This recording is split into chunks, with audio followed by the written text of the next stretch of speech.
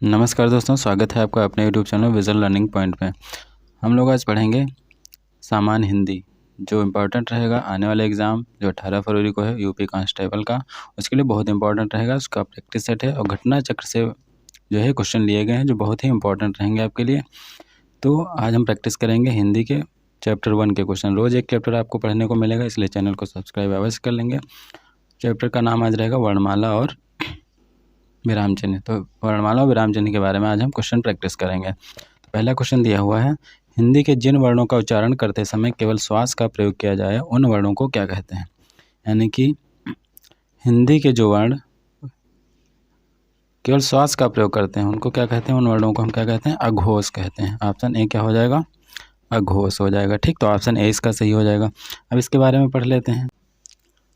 Option लिखा हुआ है, हिंदी के जिन वर्णों का उच्चारण करते समय केवल श्वास का प्रयोग किया जाता है उन्हें हम क्या कहते हैं, अघोष वर्णों की श्रेणी में रखा जाता है। जैसे का, ख, चा, छा, टा, ता इत्यादि श्रेणी के हैं। अघोष वर्ण होते हैं, आपने पढ़ा होगा कौन कौन से होते हैं। पहला और दूसरा जो वर्ण होता है वो अघोष होता है। बाद के तीसरा, चौथा और पांचवा सघोष होता है। तो आप लोग याद रखेंगे पहला और दूसरा। जैसे जो वर्गीय व्यंजन होते हैं जैसे का, खा, गा, घा, अंग, ये 5 हो गए। इसमें से का और खा क्या होगा, अघोष होगा। बाकी पीछे के 3 वो क्या हो जाएंगे, सघोष हो जाएंगे। इस तरह से आप लोग याद रखेंगे। फिर अगला क्वेश्चन देखते हैं। देखिए अगला क्वेश्चन दिया हुआ है,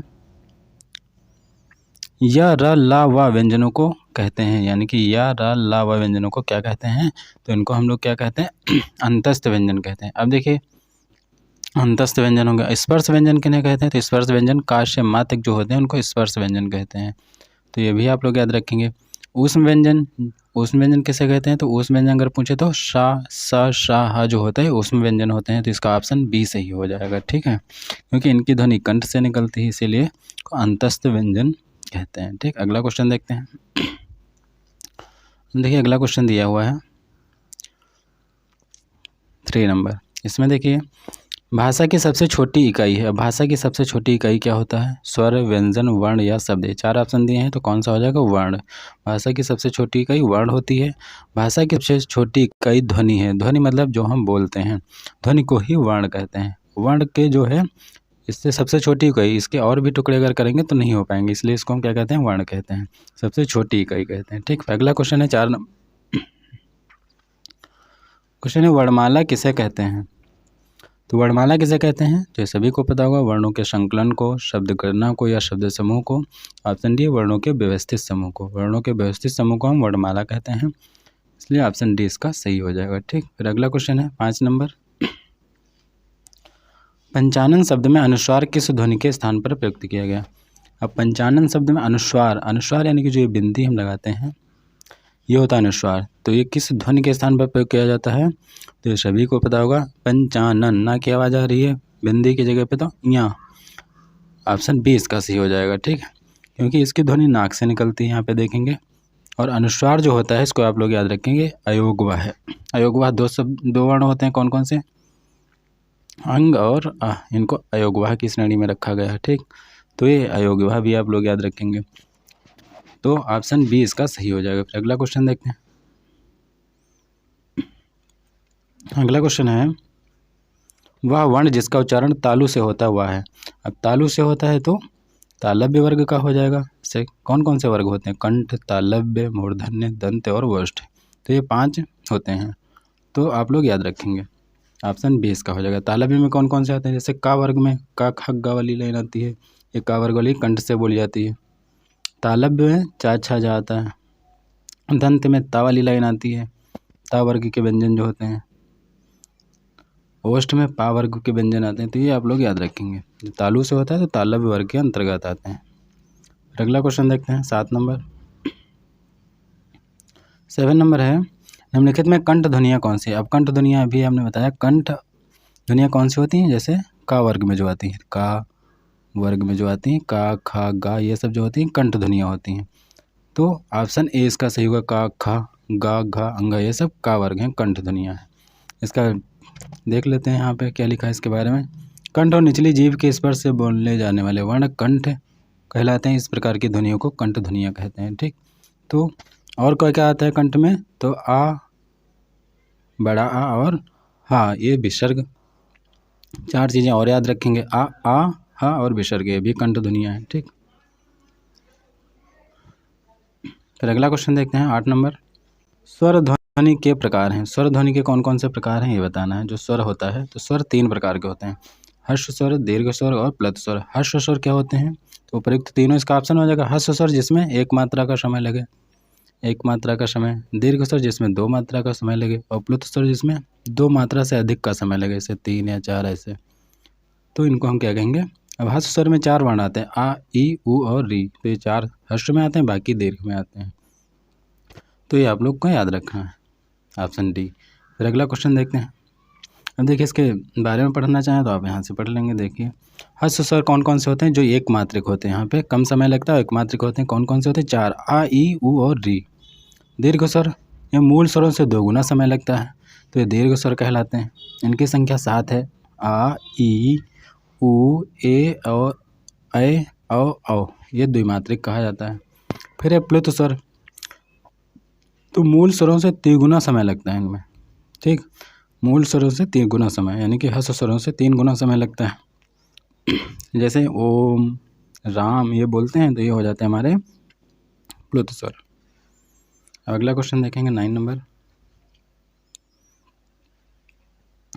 ड़ा, ढा ध्वनियों के विषय में कौन सा कथन शुद्ध है। जो बिंदी रखी डा के नीचे, ढा के नीचे, कौन सा कथन सत्य है, तो सभी को पता होगा, ये मूर्धन्य उत्क्षिप्त ध्वनियाँ। उत्क्षिप्त ध्वनियाँ यानी कि ये ऐसे ध्वनियाँ हैं, ऐसे वर्ण हैं जिनका प्रयोग आप कहीं भी देखेंगे तो इनका स्टार्टिंग में नहीं होगा, यानी कि शुरुआत के अक्षर की जगह पे नहीं प्रयोग होते हैं।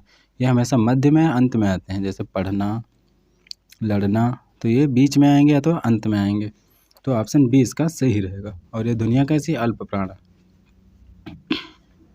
अगला क्वेश्चन देखते हैं 10 नंबर। इसमें दिया हुआ है हिंदी की अग्र आवृत्ताकार संवृत स्वर ध्वनि। अग्र है और आवृत्ताकार संवृत, संवृत स्वर। तो संवृत आवृत्ताकार भी कहे या संवृत कहे तो कौन सा हो जाएगा, ऑप्शन ई हो जाएगा। और इसमें जो है पढ़ लेंगे, ई हर्ष संवृत आवृत्ताकार तथा अग्रस्वर है। और अग्रस्वर क्या होते हैं, ई और बड़ी ई भी आता है, ए और ऐ। तो ये 4 जो हैं ये अग्रस्वर होते हैं। ठीक, तो ये भी आप लोग याद रखेंगे।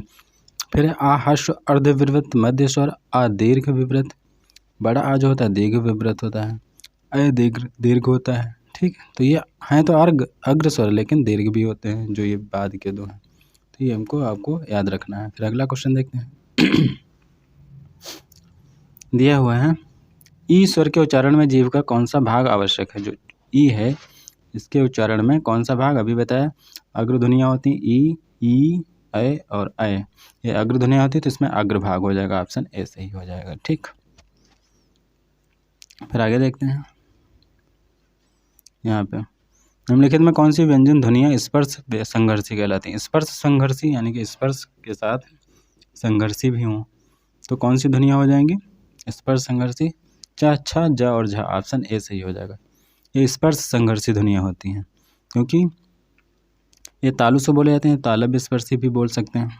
ठीक, क्योंकि इसका उच्चारण करते समय, यहाँ पे देखिए उच्चारण करते समय मुख वयों से यथास्थिति आंशिक का पूर्ण अवरोध होता है, तो ये स्पर्श संघर्षी हो गई। फिर अगला क्वेश्चन है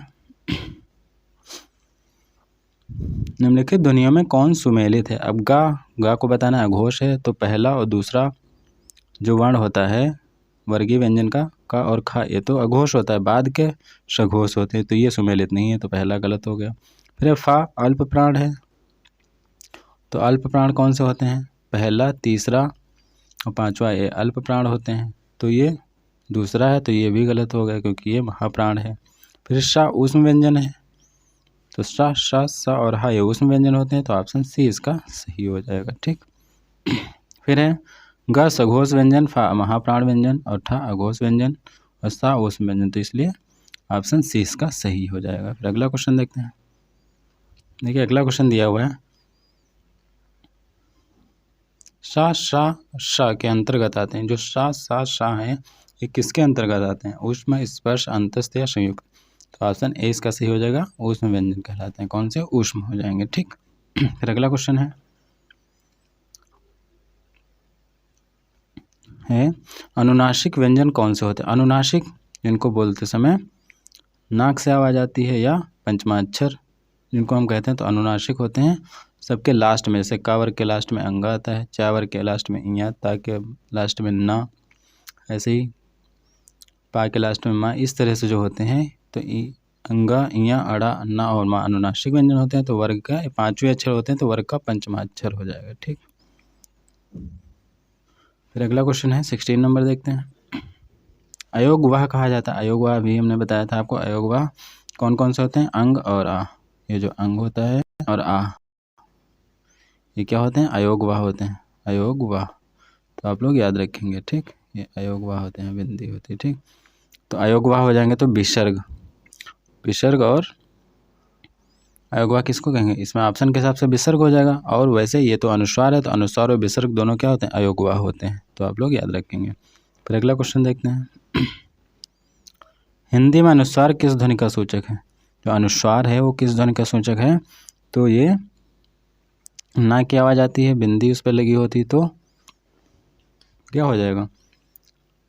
हिंदी में अनुस्वार किस ध्वनि का सूचक है, अनुस्वार या कुछ सूचक नहीं है पूछ रहा है। अच्छा, नहीं है यहाँ पे, ये भी ध्यान देने वाली बात है कि अगर नहीं पढ़ेंगे इसको ध्यान से तो ये क्वेश्चन गलत हो सकता है। तो ऑप्शन डी इसका सही हो जाएगा। बाकी सब में ना की आवाज़ आ रही या में ना की आवाज़ नहीं आ रही है। ठीक, फिर अगला क्वेश्चन देखते हैं। अब यहाँ देखिए 18 नंबर, स्रा एक संयुक्त व्यंजन है, इसमें किन दो वर्णों को सम्मिलित किया गया है। तो शी है सा और रा वर्णों को, तो ऑप्शन सी हो जाएगा स्रा। स्रा किससे मिलकर बनता है, सा और रा से मिलकर बनता है। जैसे छा का और शा से मिलकर बनता है, ज्ञा जा और या से, त्रा ता प्लस रा से, ऐसे ही स्रा सा प्लस रा से। तो ये भी आप लोग को याद रखना है। फिर अगला क्वेश्चन देखते हैं। हिंदी की स्पर्श घोष महाप्राण ओष्ठ व्यंजन ध्वनि है। स्पर्श घोष हो, महाप्राण हो, ओष्ठ ध्वनि हो। तो ओष्ठ से पावर्ग बोला जाता है। तो सिर्फ इतना ही आप लोग देख लीजिए पावर्ग में कौन सी आती है, बाकी देखना ही नहीं है। तो ओष्ठ से भा बोला जाता है, तो ऑप्शन ए इसका सही हो जाएगा। फिर अगला देखते हैं। का व्यंजन के विषय में निम्न में कौन सा सही है। ऑप्शन ए है अल्प प्राण अघोष स्पर्शी कंठ ध्वनि।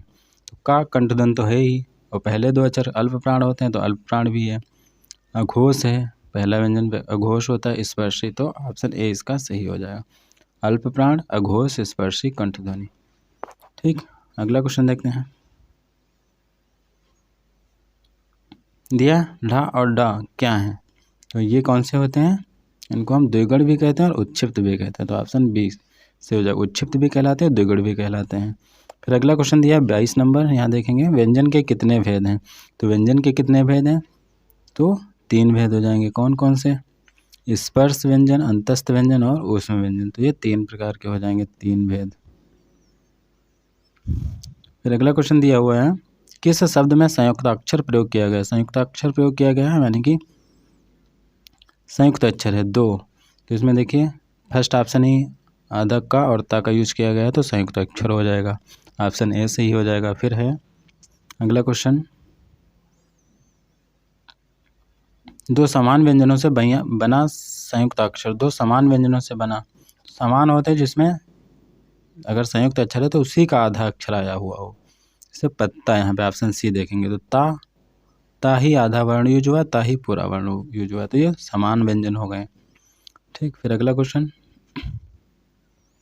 श्रम किन संयुक्त अक्षर से बना है। अब श्रम बताना है, तो श्रम में श्रा लगा है, श्रा में शा और रा होगा और माँ लास्ट में है, तो ऑप्शन सी सही हो जाएगा। फिर अगला क्वेश्चन देखते हैं, संयुक्ताक्षर से बना शब्द, फिर से संयुक्ताक्षर पूछ रहा है, तो कौन सा हो जाएगा। देखिए पत्र, जो त्रा है ये ता प्लस रा से बना है, तो इसमें संयुक्ताक्षर का प्रयोग हुआ है, ता प्लस रा। ठीक, तो ऑप्शन बी सही हो जाएगा। फिर अगला क्वेश्चन है, ई उ क्या है।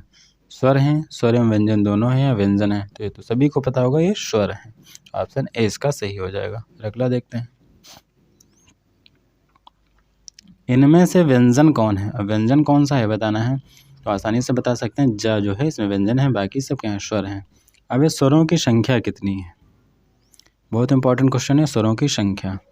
तो स्वरों की संख्या कितनी है, 11। जब भी पूछा जाए स्वरों की संख्या तो 11 बताएंगे। ठीक, अनुस्वार और विसर्ग इसमें काउंट नहीं करते हैं, केवल स्वर कितने काउंट करते हैं, 11। ठीक, और री जो है इसमें यहाँ देख लीजिए, आ ई ई उ री ए आई ओ आओ, इसमें अनुस्वार और विसर्ग को काउंट नहीं करना है। अब देखिए यहाँ पे व्यंजनों की संख्या कितनी है, तो व्यंजन सभी को पता होगा कितने होते हैं, 33 होते हैं। व्यंजन कितने होते हैं, 33 होते हैं। तो कौन सा ऑप्शन सही हो जाएगा, ऑप्शन सी 33। 33 कौन कौन से लेते हैं, का से माँ तक लेते हैं, तो 25 तो ये हो गए का से माँ तक, और अंतस्थ 4 हो गए और 4 स्पर्श हो गए। छात्र ज्ञ इसलिए नहीं लेते क्योंकि संयुक्त अक्षर होते हैं। ठीक, तो उनको व्यंजनों में काउंट नहीं करते हैं। फिर है अगला क्वेश्चन, का और शा मिलकर क्या बनेगा, तो का और शा मिलकर क्या बनता है, क्षा बनता है, तो ऑप्शन 20 का सही हो जाएगा। ठीक, फिर है सुख दुख के बीच लगने वाला डैश, ये जो बना हुआ है 32 नंबर 32 नंबर, इसको देख लीजिएगा अच्छे से। ये देखिए, सुख दुख के बीच लगने वाला डैश, इसको हम क्या कहते हैं, तो इसको हम क्या कहते हैं, योजक चिन्ह कहते हैं। ठीक, योजक चिन्ह। फिर अगला देख लेते हैं, निम्न में कौन सा अल्प विराम चिन्ह, अल्प विराम कहेगा तो कौन सा हो जाएगा, कॉमा। हमेशा जो कॉमा लगाते हैं इसको हम अल्प विराम कहते हैं, थोड़ी देर रुकने के लिए कॉमा का यूज़ करते हैं। अब देखिए कौन कौन से विराम चिन्ह इंपॉर्टेंट है, इनको हम पढ़ लेते हैं। यहाँ पे यहाँ देखिए विराम चिन्ह इनके चिन्ह दिए, पूर्ण विराम को हम लाइन खींचते हैं, पूर्ण विराम, अल्प विराम में हम कॉमा लगाते हैं, और अर्ध विराम में एक बिंदी ऊपर होगी और नीचे कॉमा होगा, तो अर्ध विराम। योजक चिन्ह को डैश जिसको हम बोलते हैं योजक चिन्ह होता है। प्रश्नवाचक चिन्ह सभी को पता होगा। फिर है विस्मयादिबोधक, उल्टा आई के जैसा होता है विस्मयादिबोधक, और उद्धरण चिन्ह होता है जिसमें डबल डैश इधर और डबल डैश पीछे, इसको बंद करने के लिए। ठीक, तो इसको हम डबल डैश या सिंगल डैश दोनों तरफ, इसको उद्धरण चिन्ह कहते हैं। तो ये इंपॉर्टेंट चिन्ह है, आप लोग इनको याद रखेंगे। फिर अगला क्वेश्चन है, मनोविकार सूचक शब्दों, वाक्यांशों तथा वाक्यों के अंत में किस चिन्ह का प्रयोग होता है। जो मनोविकार सूचक शब्द होते हैं, वाक्यांश होते हैं, वाक्यों के अंत में, तो किसका चिन्ह होता है, विस्मयादिबोधक। ऑप्शन ए याद रखेंगे। विस्मयाद कैसा चिन्ह होता है, तो उल्टा आई के जैसा। इसका यूज कहाँ पे करते हैं, आश्चर्य की बात हो या खुशी की बात हो या किसी को संबोधन करना हो, तो हम जो इसी चिन्ह यानी कि विस्मयादि का चिन्ह प्रयोग करते हैं।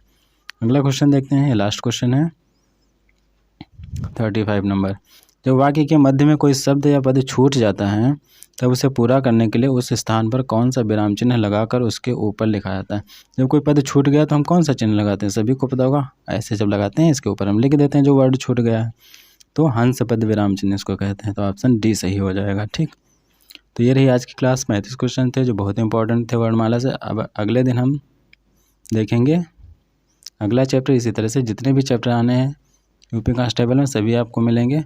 तो वीडियो को सब्सक्राइब अवश्य कर लेंगे, लाइक कर देंगे और लोगों को शेयर भी कर दें। मिलेंगे नेक्स्ट क्लास में, तब तक के लिए धन्यवाद।